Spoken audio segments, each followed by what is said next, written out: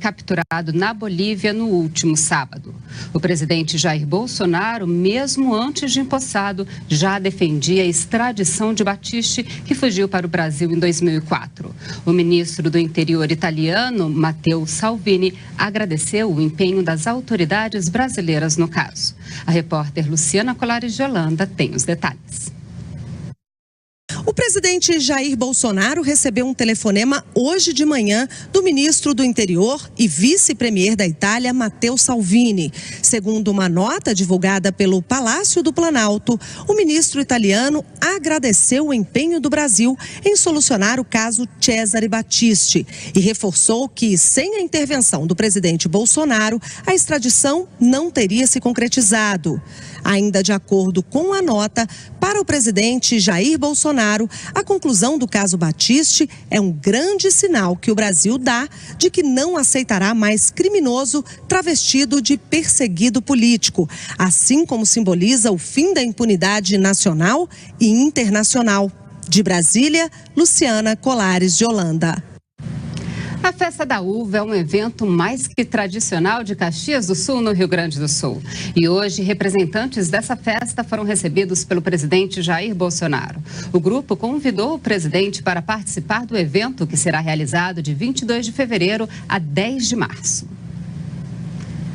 E pelas redes sociais, o presidente Jair Bolsonaro falou sobre a viagem que fará na próxima semana a Davos, na Suíça. O presidente disse que está confiante em participar do Fórum Econômico Mundial e feliz com a oportunidade de apresentar a líderes do mundo todo um Brasil diferente, livre das amarras ideológicas e corrupção generalizada. O presidente disse também que vai mostrar o desejo do povo brasileiro de fazer comércio com o mundo todo, prezando pela liberdade econômica, acordos bilaterais e saúde fiscal. Com esses pilares, de acordo com o presidente, o Brasil vai caminhar em direção ao pleno emprego e à prosperidade. O ministro do Meio Ambiente, Ricardo Salles, esteve hoje em São Paulo. Lá se reuniu com empresários do mercado imobiliário e apresentou as metas do ministério, como a redução da burocracia em processos de licenciamento ambiental. A reunião com empresários da construção civil ocorreu na sede do Secov, o Sindicato da Habitação em São Paulo. O ministro do Meio Ambiente tratou principalmente do processo de licenciamento ambiental imposto aos empreendimentos imobiliários. O governo federal deve propor alterações na Lei Geral de Licenciamento que tramita no Congresso Nacional. A Lei Geral de Licenciamento Ambiental que está tramitando no Congresso, ela precisa ser equilibrada, ela precisa ter instrumentos firmes de fiscalização das coisas erradas, mas também instrumentos de simplificação daquilo que é certo. Nós precisamos rever tudo isso e colocar o setor privado na posição que ele merece, de respeito. E as pessoas terem a consciência de que, ao serem valorizadas as atitudes autodeclaratórias, as posturas mais desburocratizadas, há também uma maior responsabilidade. Para os empresários do setor, existem leis ambientais conflitantes, o que acaba gerando burocracia excessiva e contribui para que muitos casos de autuações sejam levados à justiça. O meio ambiente, em especial, é o setor onde isso mais acontece.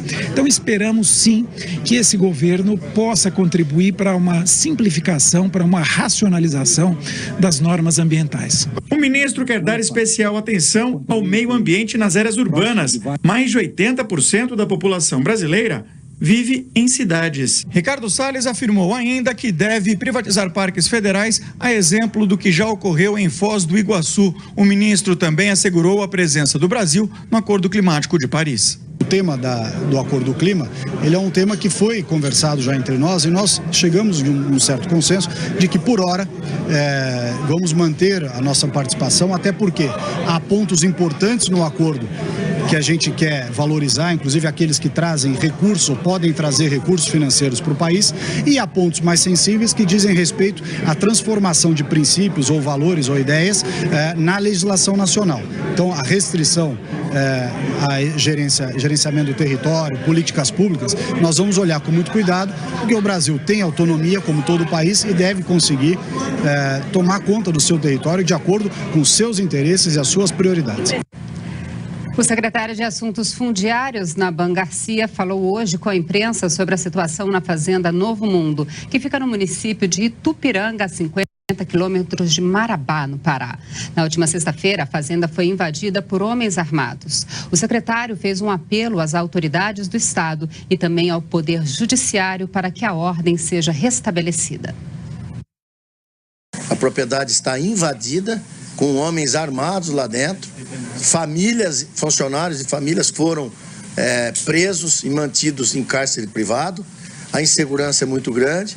Então, nós estamos apelando que não somente as autoridades do governo do estado, mas também como as autoridades do judiciário restabeleçam imediatamente que o Estado Democrático de Direito seja preservado. Ou seja, o cidadão, o proprietário terá sua fazenda reintegrado na posse dela, e esses invasores e que praticaram de atos extremamente graves, armados e colocando famílias em cárcere privado, sejam identificados e punidos com todo o rigor da lei. O secretário disse que a expectativa é de que a situação seja resolvida sem o uso da força e que os responsáveis serão impedidos de participar de programas de reforma agrária. Nós não queremos, isso é uma vergonha, ter confronto armado. Agora, essas pessoas não podem achar, esses invasores não podem se achar que eles têm alvará de impunidade não, como tiveram até ontem, nos governos passados. Quem cometeu o crime da invasão, de vandalismo, de ameaça, de cárcere privado, estarem armados, tem que ser punido. Ninguém tem alvará de impunidade, tá? Então, esses cidadãos precisam ser identificados e qualificados e punidos com rigor da lei. Aliás, todos esses serão, inclusive, também anotados no sistema do INCRA, que esses invasores não serão mais beneficiados com o programa de reforma agrária. O general Maynard de Santa Rosa assumiu hoje o comando da Secretaria de Assuntos Estratégicos. Em seu discurso, disse que a secretaria será transformada em um polo de conhecimento. E o ministro Bebiano, da Secretaria-Geral da Presidência, anunciou que a meta é intensificar o trabalho de inteligência no país.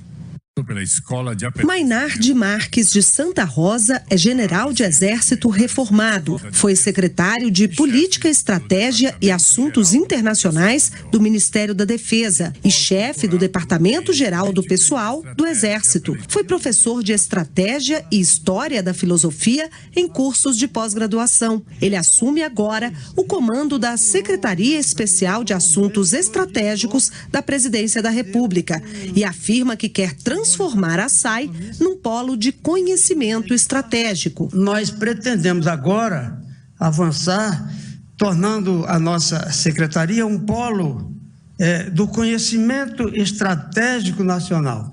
Nós vamos congregar todos os institutos, centros de estudos e produtores de inteligência e de informações estratégicas em rede, para nos beneficiarmos do seu produto intelectual e podemos, então, fazer um trabalho de analistas e de coletores de informações, nos mantermos atualizados com o pensamento nacional. De acordo com o ministro da Secretaria-Geral da Presidência da República, Gustavo Bebiano, a SAI terá seu trabalho intensificado no novo governo e cada ministério deve contribuir com projetos de médio e longo prazo. A SAI terá, por determinação do presidente da República, uma atuação muito intensa e transversal por todos os ministérios.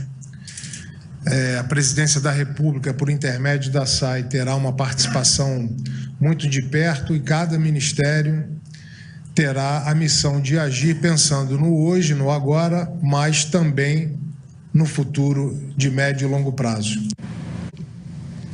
O programa de concessões de rodovias federais promove, além de melhorias nas estradas, aumento da oferta de empregos. Os dados são da ANTT, a Agência Nacional de Transportes Terrestres. O repórter Pablo Mundim tem as informações. Além de promover melhorias para os usuários, o programa de concessões das rodovias tem gerado emprego no Brasil. São mais de 13 mil empregos diretos e cerca de 18 mil postos de trabalho gerados pelas terceirizadas. Mais emprego e também desenvolvimento. Os municípios que ficam nos limites das rodovias concedidas são beneficiados pela infraestrutura e desenvolvimento de novas atividades, como indústria, comércio e turismo. E toda essa infraestrutura é fiscalizada de perto pela ANTT, Agência Nacional de Transportes Terrestres. A agência é responsável pela regulação e fiscalização. Ao todo, são 20 contratos de concessão sobre responsabilidade da ANTT. De Brasília, Pablo Mundim.